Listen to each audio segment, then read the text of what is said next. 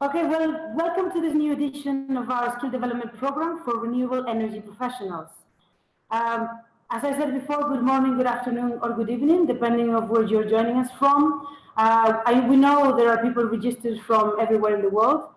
And before we start, I just want to take this opportunity to thank all of our supporters, our audience, our speakers, of course, and also our media partners that help us spread the word about this program.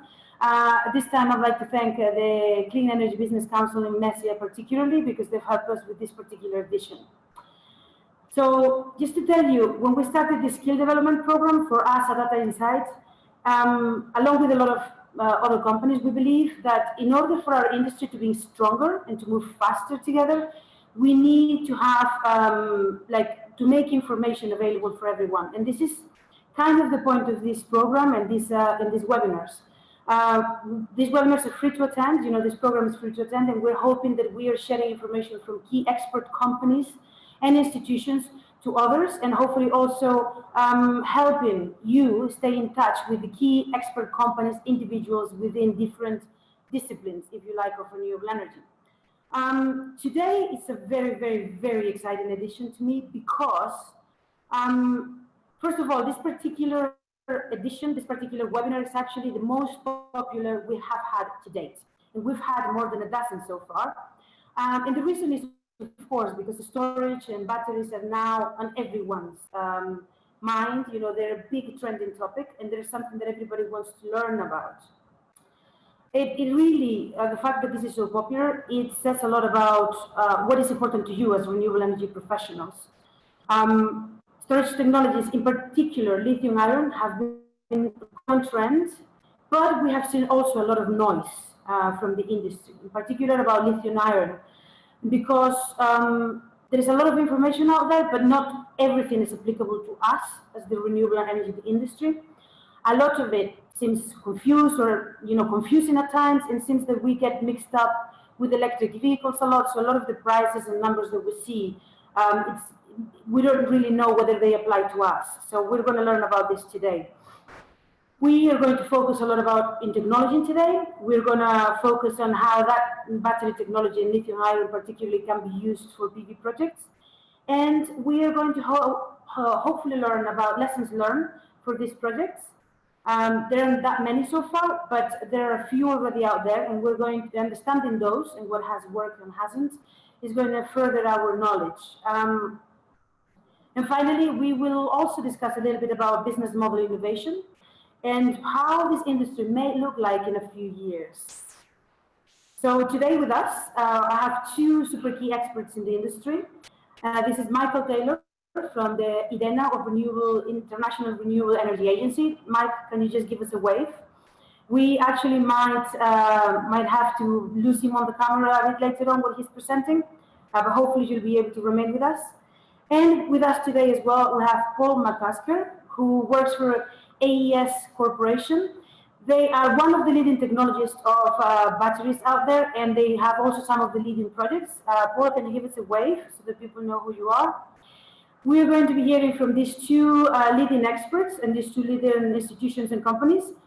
But before we start with the presentations, I'd just like to ask you guys in the audience what you're thinking. So, can I have, please, Laila, the questions to our audience? And panelists, please feel free to also answer them. So the first question that we have here for you, and I'd like you to a quick turnaround on this so that we can move on, is what is the biggest challenge in your opinion for deployment of batteries in renewable energy? Is it that the price is still high, in your opinion? It needs to come down. Is it that the technology is not quite there? It's more for a range of vehicles, but not so much in terms of what I need to do for me. Is it a case of the business model needs to change? It just doesn't work at the moment. I don't really understand it. Is it that you are uncertain about the life cycle? Is that part of the technology that makes you, not really quite go for it? Or is it an issue with the banks not believing in that technology as of now? What is it, in your opinion, the biggest difficulty? So I'm just going to give you 5 more seconds, okay? 5, 4, 3, 2, 1, and please, Laila, show us. This is just aimed at understanding, what are you guys thinking? Okay, well, according to this, 54% of you believe that the price is still quite high. And actually, the next one would be either technology and life cycle uncertainty in terms of, what's the next sort of issue. What is the next question, actually? Can you put it up for us as well, Laila? And this would be the second question that, just for us to get a little bit of context. Yeah, please, can you forward for us? Okay. Oh, this is the first one again. Can you show us the next one? Okay, maybe this time around, just close that poll. It's okay. We'll work out what's going on in that. Okay, so since we don't have the second poll, I will ask you the second poll later. And for the time being, I'd just like to ask Michael Taylor to please share your screen, Michael. And what he does and gets ready for his presentation, and also unmute your phone. I'd just like to remind you all that we are recording the session. We do have the presentations, and we'll send a link to both recordings and a PDF version of the presentation, which you can peruse at your own time. So, Michael, we're ready for you. Thank you very much, and go ahead. Okay, thank you very much, Belen, for the introduction. And good afternoon, good morning to everyone joining us today. It's my pleasure to take you through some of the work that the International Renewable Energy Agency has been doing on electricity storage. I'm just going to perhaps turn off my, no, okay, we'll see if it works. So we have recently released a report in October looking at electricity storage costs and markets out to 2030. Why do we think this is very important? The importance is really related to what is happening now in the energy sector transformation, this virtuous cycle of policy support and technology improvements that are leading to cost reductions, that are seeing a rapid increase in renewable energy deployment, particularly variable renewables in the power generation sector. And you can see here some analysis that we did earlier this year for the G20, looking at the development of CO2 emissions by sector out to 2050.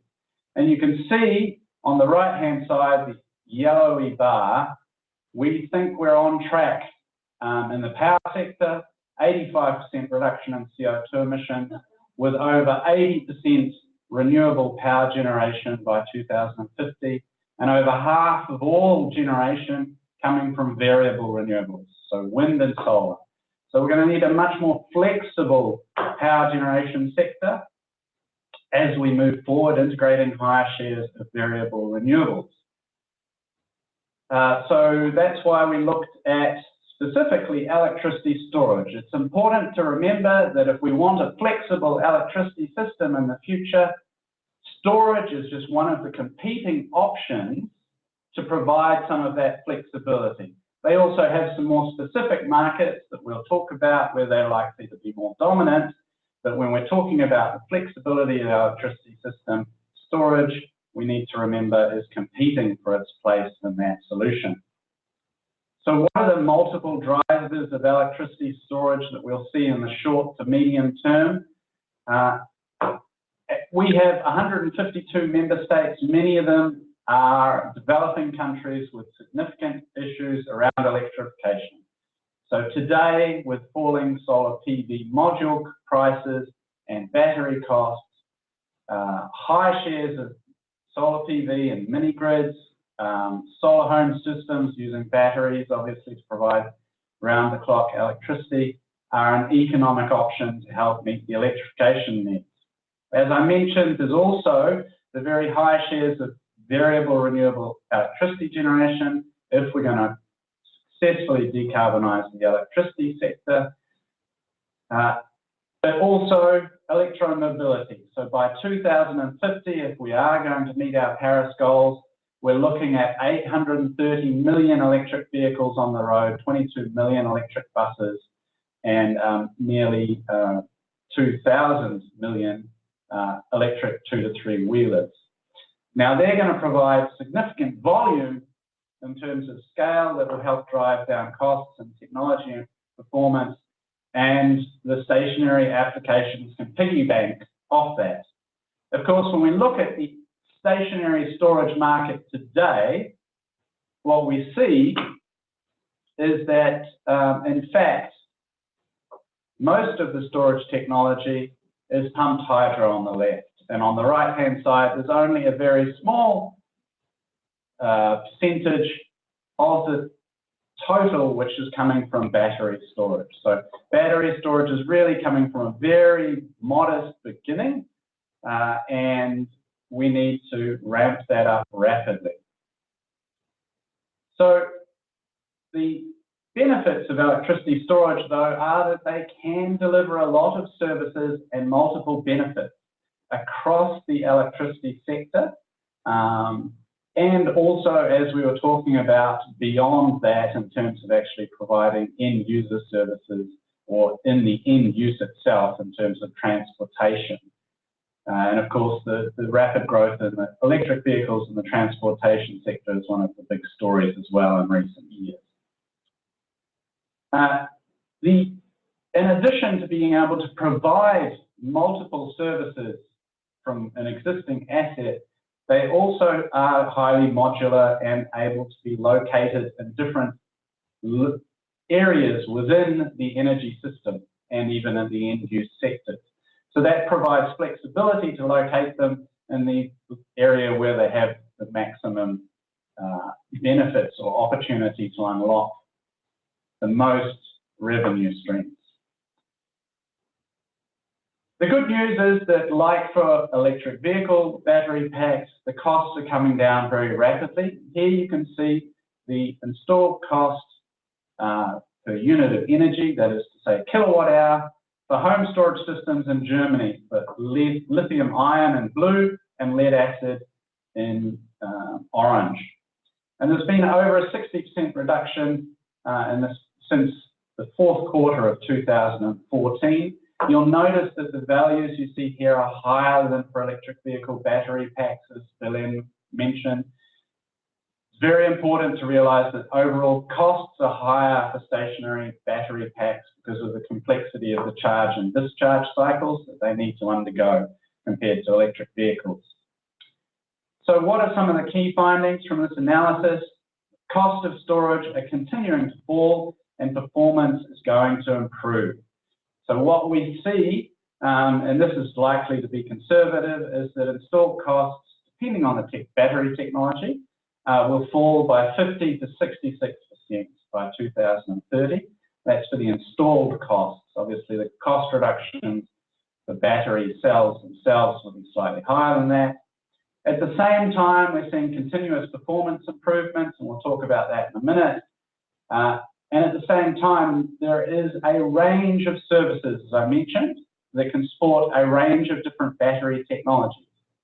In transportation, lithium ion may be the sole solution or the one with the most momentum today, but in stationary applications, the different characteristics of battery technologies, what their performance characteristics mean, they can deliver better certain types of services. So there's a niche for many different types of technologies, and we'll talk about that in a minute. All this means that the storage market can grow very significantly. The overall market by 2 to 3 times by 2030, and the battery storage market by some truly large numbers, depending on exactly where things play out in the future. In terms of the coverage, I don't want to go into this in much detail, but we look at a range of applications, so potential revenue streams for the technology, 13 storage technologies themselves. We didn't try to cover everything. This market, this technology is extremely fluid at the moment. It's very difficult to track what's going on with each technology family, let alone the individual chemistries within the battery groups. We also looked at mechanical, given the importance of pumped hydro today. We look at current cost and performance and the market outlook. And there is also going to be online shortly a simple cost of electricity storage service tool where you can play around with some of the numbers yourselves. I mentioned earlier the cost reduction potential. Here you can see for battery storage technologies only, from left to right, lead acid, high temperature, sodium sulfur batteries, flow batteries, and lithium ion. We looked at 4 separate lithium ion chemistries in detail.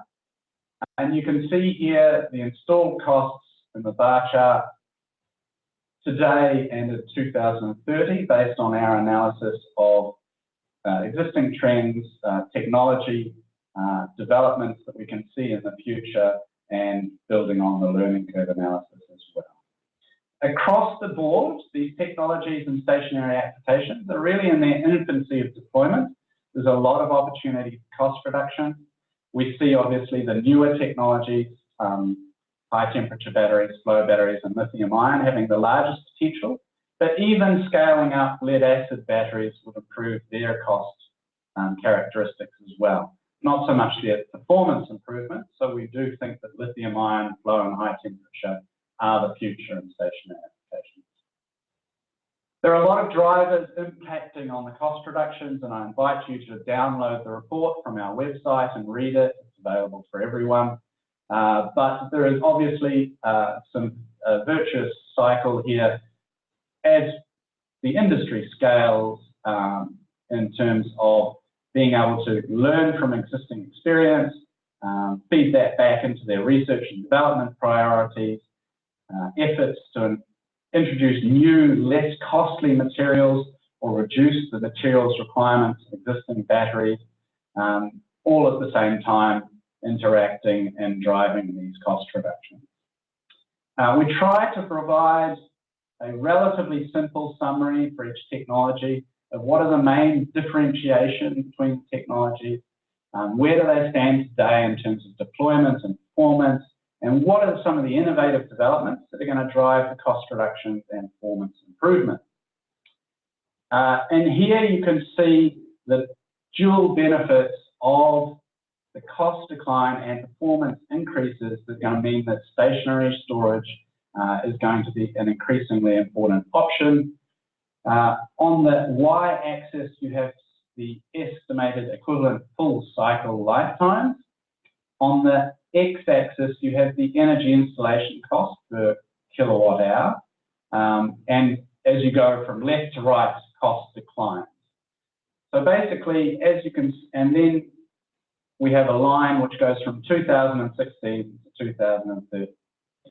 And you can see for all of the technologies, what we see is not only a performance increase, but also a cost reduction as we go through time. So as we're moving from bottom left to top right, performance and costs.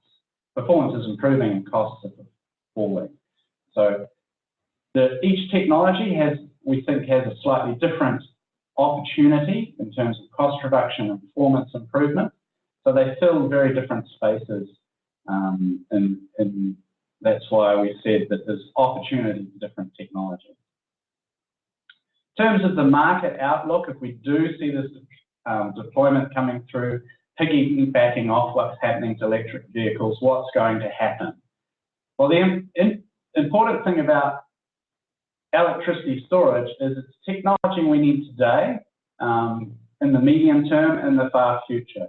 And it depends exactly in which segment you're looking at, where electricity storage is going to be most needed, at what time.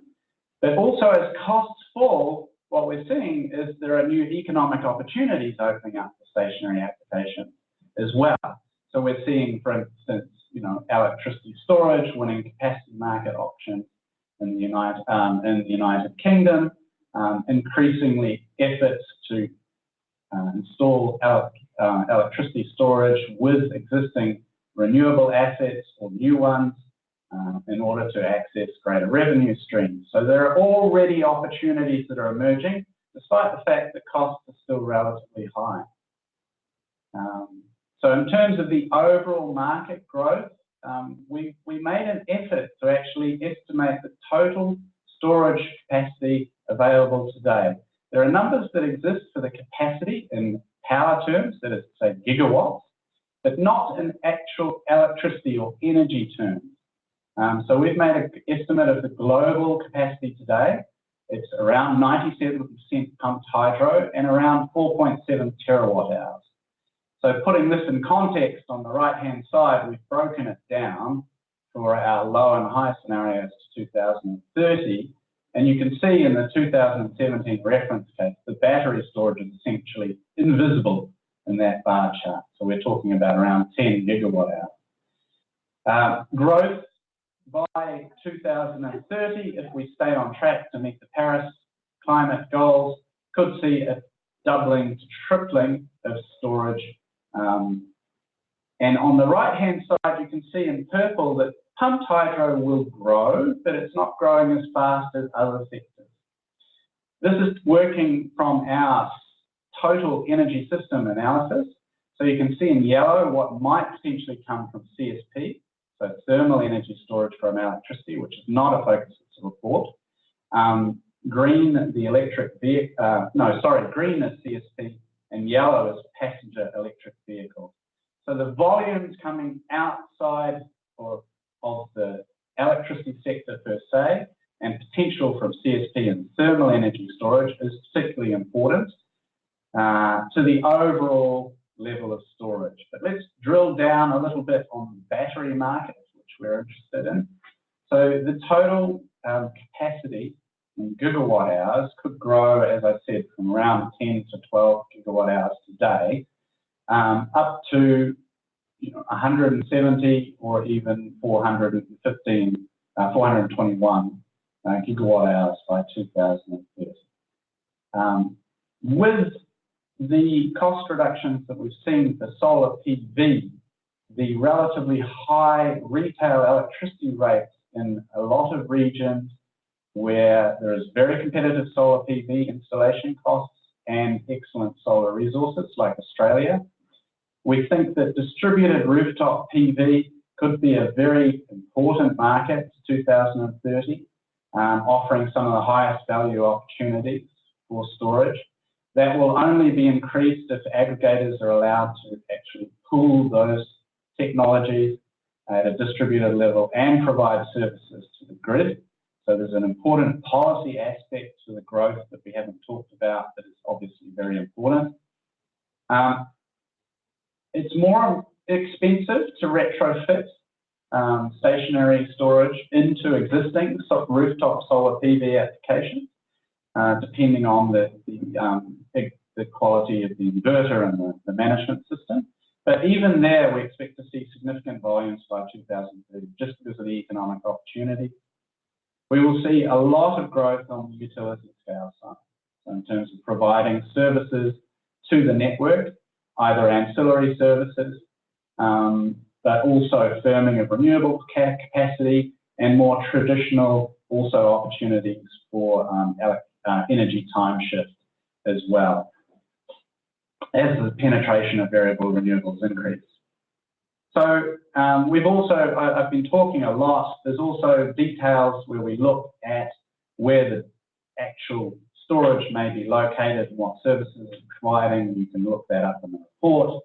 But I want to just conclude by saying that, we really think that the energy transition is accelerating. Electricity storage can be at the heart of that transition, particularly given it's providing services to different parts of the energy in use, so electric vehicles, but also the potential in stationary applications, either economic opportunity for homeowners or providing ancillary services to the grid, firming renewable capacity, etc. It's needed today, tomorrow, and in the longer term. And so this allows us the opportunity to open up new economic deployment opportunities as costs come down, as deployment scales. We've seen this template in the past for solar PV and onshore wind. Once the technology is industrialized, cost reductions will flow. And that's going to drive the improvement in the competitiveness. So it is going to, so what seems expensive today in 5 or 10 years will seem like a very economic opportunity. At least to the period of 2030, EVs are likely to dominate total storage. So even though they're not stationary storage, the vehicle to grid potential is very important. And so this is an area we're encouraging policymakers to think very hard about. If you have a lot of storage that is not being used to provide the flexibility that it could, then system costs are going to be higher. That's a missed opportunity. Don't want that to happen.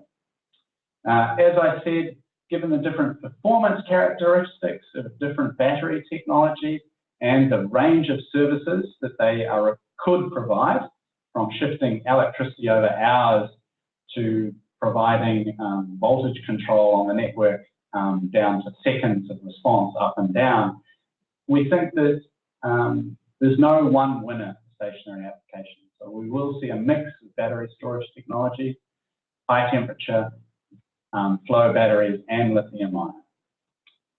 So with that, I'd like to thank you very much for your attention, and I hope you found that a very useful overview of the electricity storage outlook for 2030. Thank you very much. Thank you very much, Michael. It's, I think, worth mentioning, I think Michael already did it, but just to make sure that this great report that the International Renewable Energy Agency has put together is actually freely available for anyone. You can just go onto the website and downloading it. And I think what's interesting is that really we're not looking at a technology, that just fixes all of our problems. It's really a tapestry of solutions to sort of like try and correct or cover like a tapestry also of needs that we have through the different grids and the different needs. So Paul, we're ready for you actually. Michael, if you can stop sharing your screen now, we'll give your bandwidth a little breather now. And Paul, now please unmute yourself and share your presentation so that we can hear you. We've seen a lot of questions in the meanwhile as Paul shares his screen and prepares. There are a lot of questions already in the Q&A box, so we'll get to them as soon as we're done with the presentation, so to as many of them as possible. If you can put that just in big screen, please.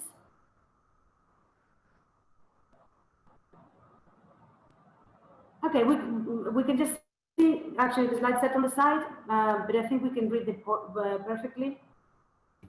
Okay, yes. 1 second. There we go. Okay, thank you. Yes, I'm Paul McCusker. I lead the energy storage business for AES across EMEA, based here in snowy Amsterdam today. So first, I'm going to talk a little bit about background for AES. Some of you may not be as familiar. And then we're going to walk through some projects, some built, some in development. And it's a short presentation, so look forward to the questions afterwards. Firstly, I'd say, just setting it out there, we believe in this concept of the clean, unbreakable grid. We see the trend for increasing electrifications with EVs and the acceleration of renewables. And, without doubt, storage will play a key piece in this transformation which is already well underway. I think just the point from Michael about the need for flexibility, storage is but one, battery electric storage is but one of the options for providing flexibility, and we believe a very important one for the future. So I guess just for anyone who isn't as familiar, AES connected the first grid scale battery energy storage system almost 10 years ago. And that came about really by, someone asked the question, well, what's it going to be like when we have a lot of EVs coming onto the grid, or what would it be like with 1,000 EVs?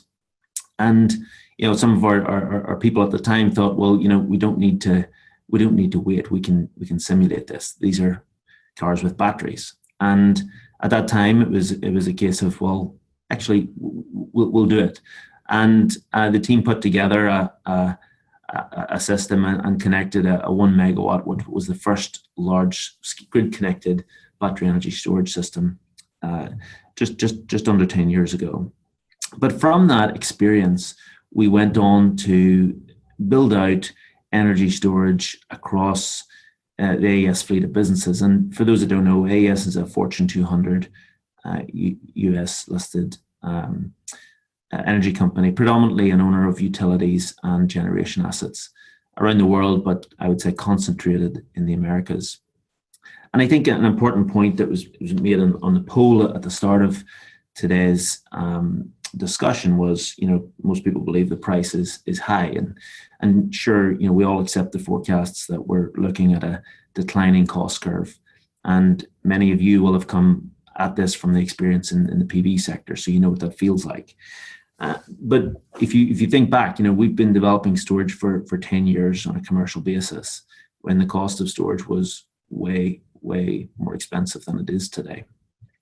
But still, throughout that period, if you look into your market, into your business, and understand what are the challenges that we have, and assess can storage bring a solution, we find those opportunities throughout the last 10 years in our businesses in the US and throughout the world. And we'll look at some of those projects in a moment. So the point I'm making there is that we need to look at there are many places across our grid and our electrical system where there are economic cases to take forward storage today. Of course, it will be easier as prices decline. We will find more and more opportunities. So just on the screen here, you'll see one of the most recent projects. Some of you may have heard about it. It was delivered, brought online earlier this year, at the time the largest contracted energy storage system in the world, a 30 megawatt 4-hour system. It also had a sister project close by as well, brought online at the same time in California for San Diego Gas and Electric. And you can see, throughout this period, we've developed across many countries and more than 20 projects. Some of you may also know that we're very excited to be forming Fluence. Fluence is a new energy storage company, and it's really the coming together of AES's energy storage business and Siemens' energy storage business. And a few weeks from now, we will formally launch Fluence early in the new year. We're very excited about it, and it brings together the 10 years of experience that we've had coming at it from a grid scale perspective.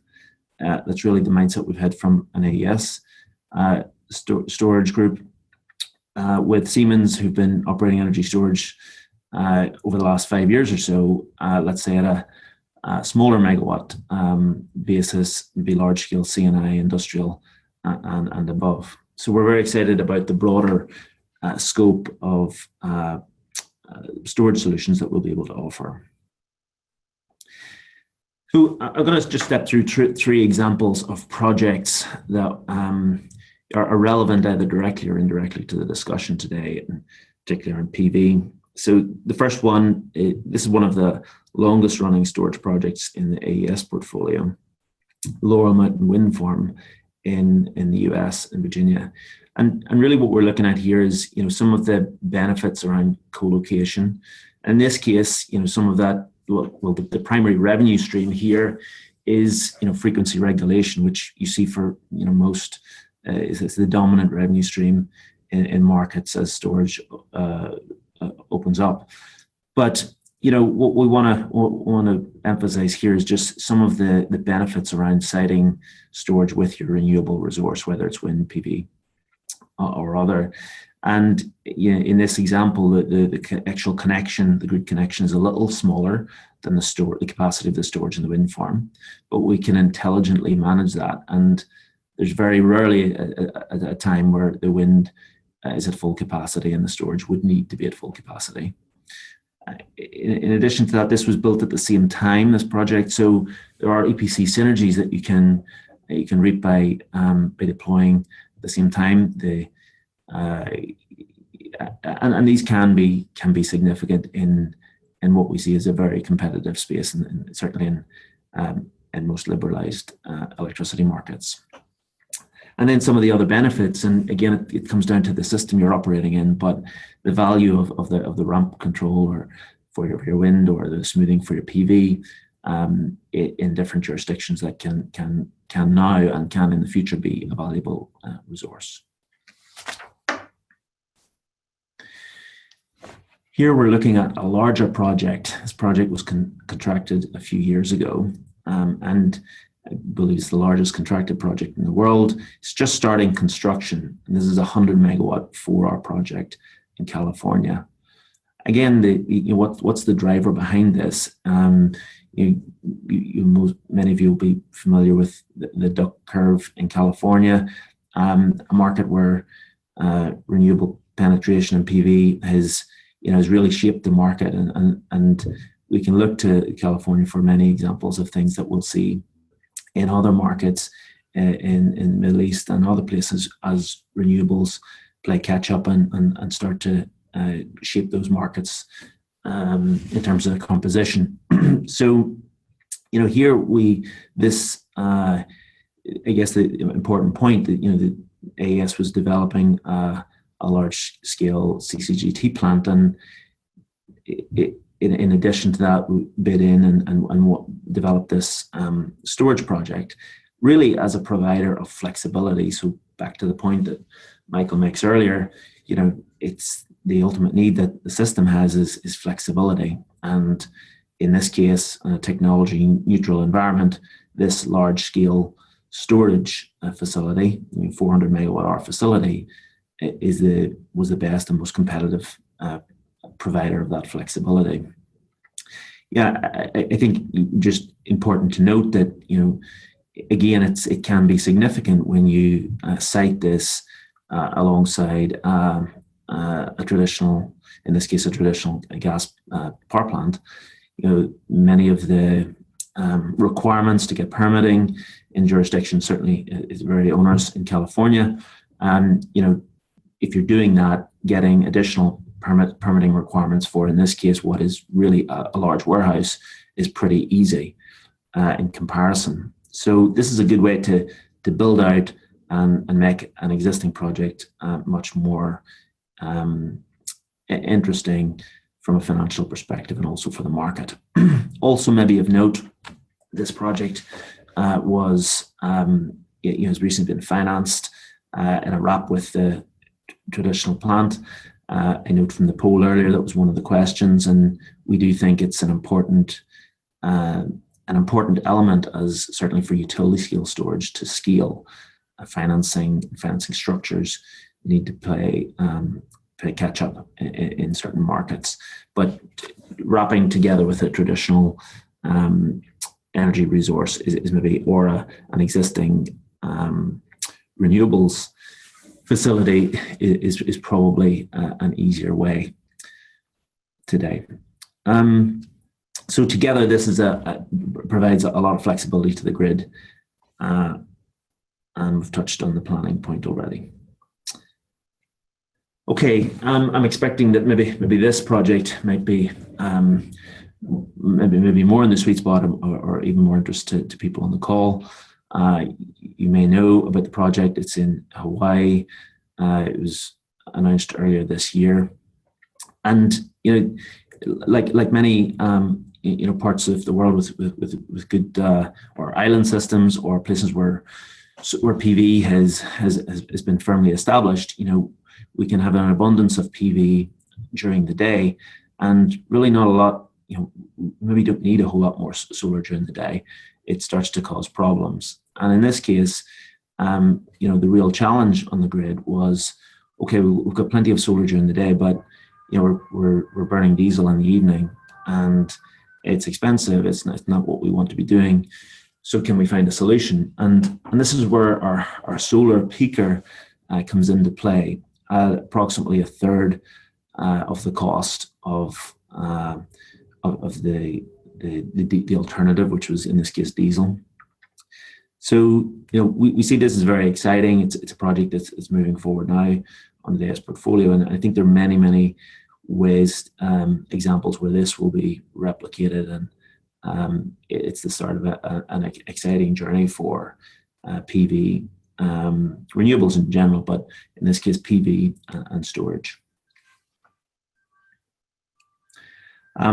I've run through probably a little bit quick, but really did want to give you a flavor for some of those projects, and as I say, happy to take questions as we move to the next stage.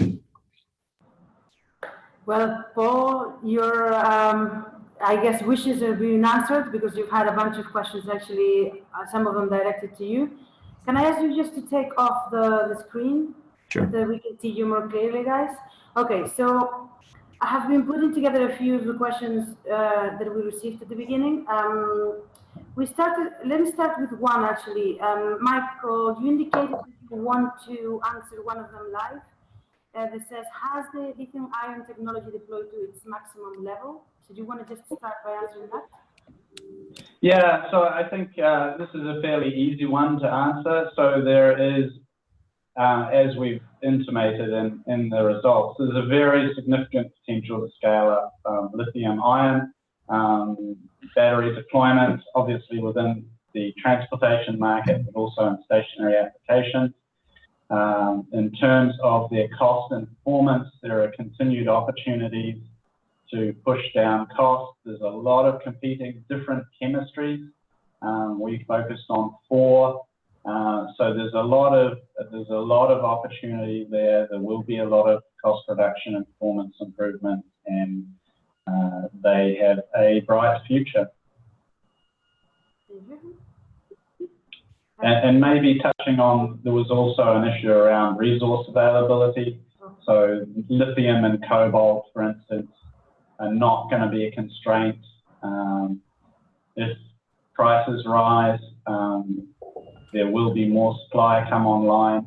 The materials costs of individual batteries is decreasing as the performance is improving. So there is, at this stage, at least for the medium term, we don't see any slowing in the rate of growth. Thank you very much. Okay, there is a question here that I'm very keen actually to ask you guys, because it's a little bit involved. Let me see if I can find it and just read it off the screen. But I think it actually mentions a bunch of different things.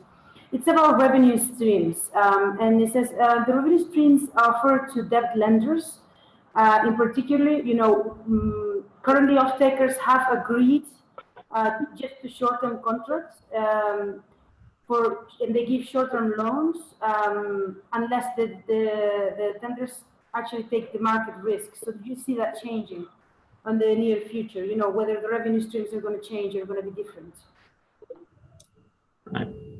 I can comment on that. I think we see that in some of the more, let's say, Western open liberalized markets. There's a huge amount of excitement for storage. There's a massive and growing need for flexibility. Without question, storage is a part of the answer. But this is very different to the introduction of renewables, where lenders were looking at had the security of long-term contracts, long-term, some sort of certainty around the revenue streams. In many of these markets, certainly from a European perspective, there's a significant element of merchant exposure, and the lenders are not so. I guess this constrains the amount of leverage you can get in your storage project. In some cases, pretty significantly. In places like the UK, you see shortish contracts, 2-4-year contracts, and a capacity market opening up also, which is really more of a foundational element revenue stream. But in the main, in most of these markets, it's a merchant, and I think there's definitely a need to develop a revenue model that can, a financing model that can work better. Otherwise, I think it does become more challenging to scale, or has the potential to slow the scale down a little bit. So I just have to ask. And so, sorry, Bella. No. Yeah, and on that, I mean, this is one of the big issues for the next phase of storage deployment and stationary applications. So as we both highlighted, Paul and I, there are potential multiple services that batteries can provide, but as a result, there are also benefits spread across the if you like, the value chain of the electricity system. So ensuring if we're going to have the storage take its economic opportunity, those benefits across the system need to be recognized and some kind of revenue attributed to it. And so this is the challenge at the moment. So how do you ensure that storage that's behind the meter can provide some services which benefit the overall grid, and how will it be remunerated? So if we can get the stacking of these revenue streams together, then stationary applications have a much easier path to growth, because as Paul highlighted, the financing will come a little bit easier. So this is a big issue really around around market structure, how remuneration is designed, who's responsible as well for all of this. And unless, until that's sorted out, we're not going to be getting the deployment potential we need. I have another sort of add-on comment to that, and it's just to make the point, if you're making large-scale investments and it's uncertain, if it's an uncertain future in terms of the revenue stream or the use case into the future, what tends to happen, and we see this happening in markets, is that investors, they try to reduce capex, and the knock-on effect of that is building less flexible resources, less flexible systems. So, you really have to look at the type of energy storage that you build. Some of the examples I showed there, the one in California, is a very robust infrastructure storage resource. It's a flexible resource built to last for 20 years. You provide peak shifting, but all of the other ancillary services and support that you might need on the grid. Now, it's going to be more capex heavy to build a resource like that, but if you have certainty for 20 years, that makes sense. If you have no certainty, or certainty for 2 years, we see investors really pulling back and trying to build energy storage systems that are, let's say, less flexible than they could be. And that has consequences for how our system evolves, because we want to make intelligent decisions. So there's definitely a bit of catch up there from a regulatory perspective. So you guys, what you're saying just is ringing this question on me. There is this business model thing there that is like haunting us, and we like the business model that we have. We sell the technology. You as the IPP, do your own thing, sell the energy. But the reality is that there is a very obvious business model that of storage as a service, which is like that trend that we're starting to hear everywhere. And I just wanted to, talk about it head on. We might have kind of like gone around it, but not really head on. So storage as a service, do you see this as an opportunity, not going to happen, or actually may open the industry into what it could be? Opinions. I don't know who wants to take the question.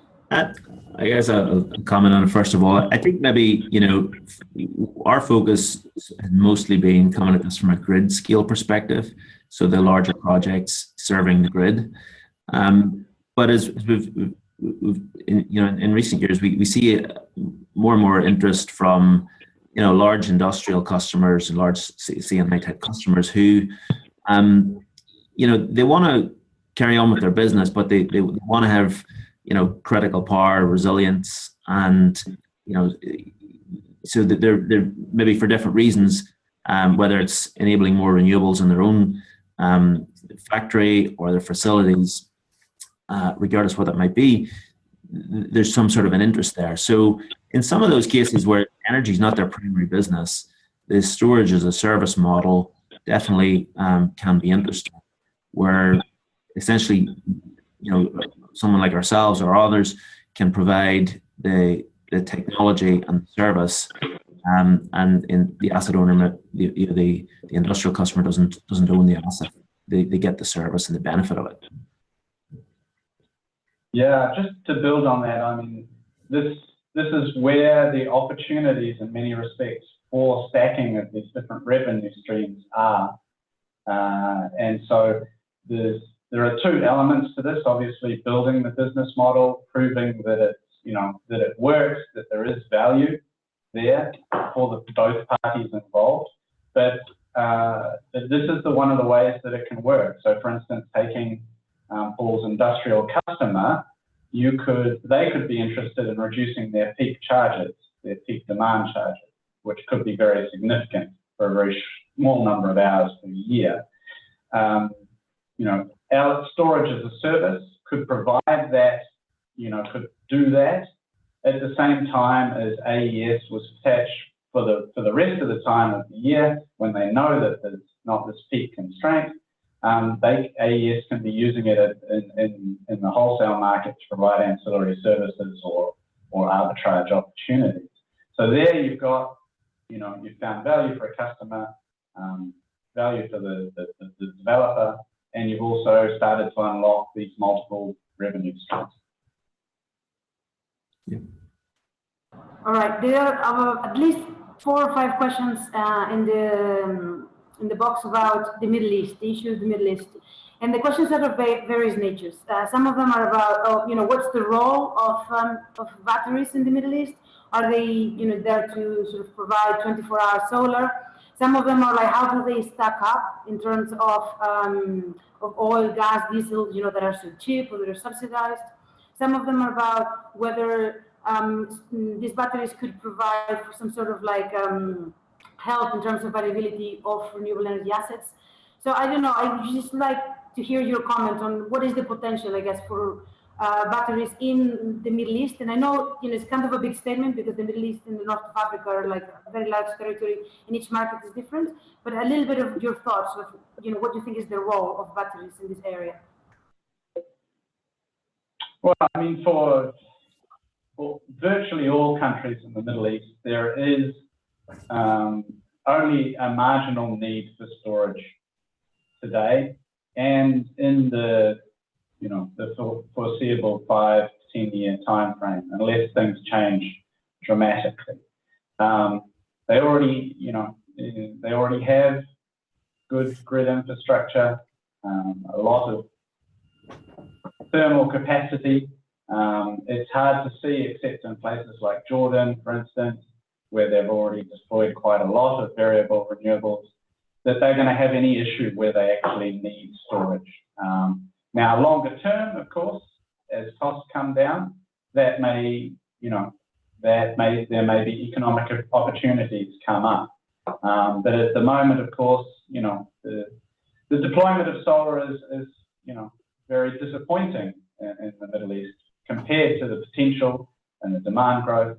So the first thing we need to see is that change, and then we'll see emerging opportunities for storage.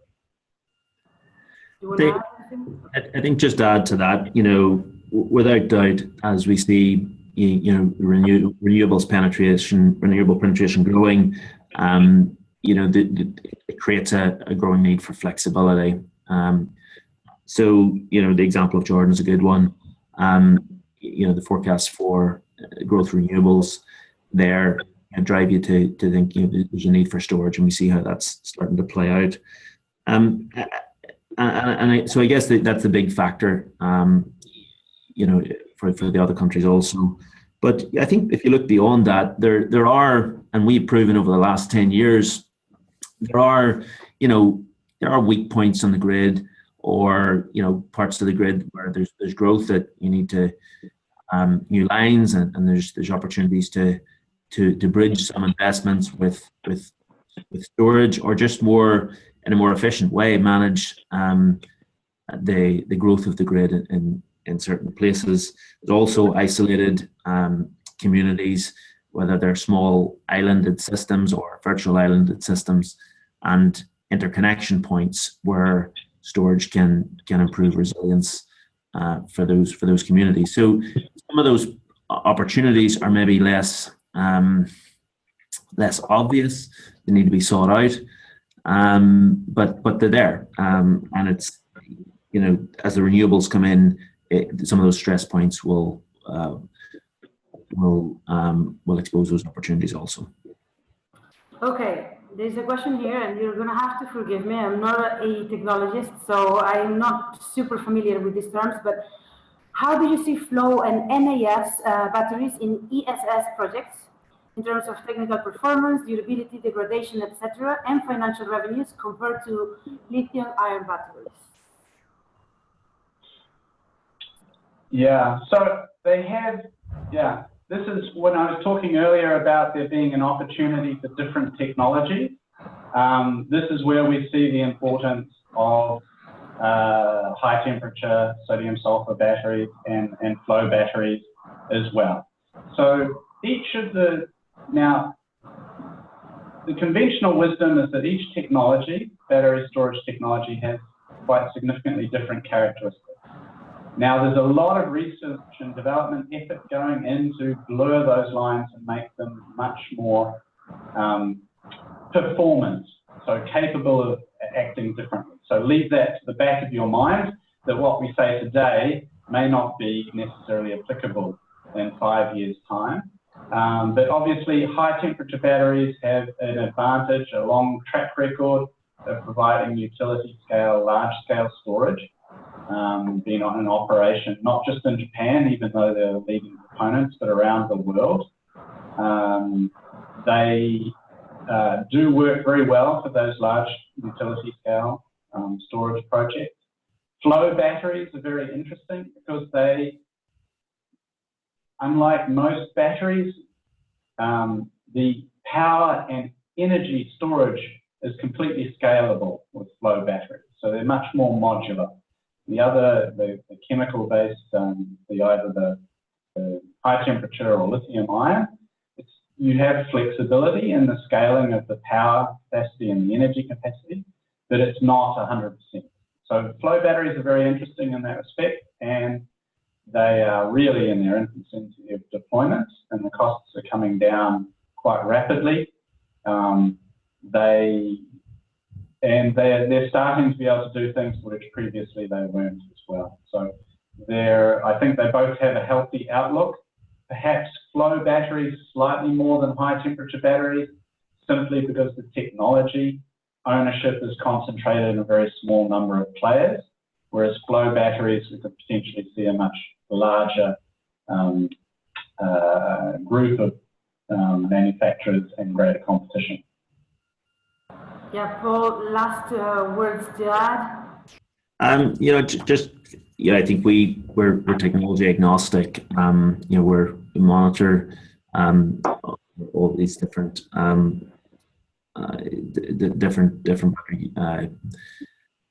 types and chemistries. But I think it's the supply chain for lithium ion, and it has been proven to be robust, and EVs really pushing that development is helping is helping push lithium ion forward in terms of grid scale energy storage systems. So the sort of the robustness of those supply chains is important. And we monitor, we keep an open mind on it, and we see we have things to come to the fore.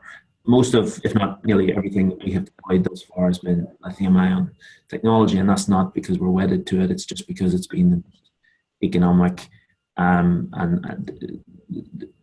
best fit, and also from a performance perspective, the best fit.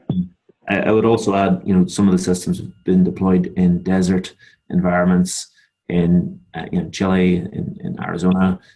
So the high temperature aspect in terms of designing,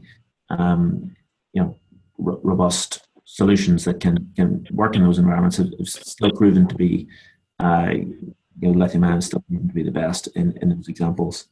But for sure things are changing rapidly. Okay, just Laila, throw this to our audience. We don't really have any time left, but I wanted to ask just the last question to you guys in the audience.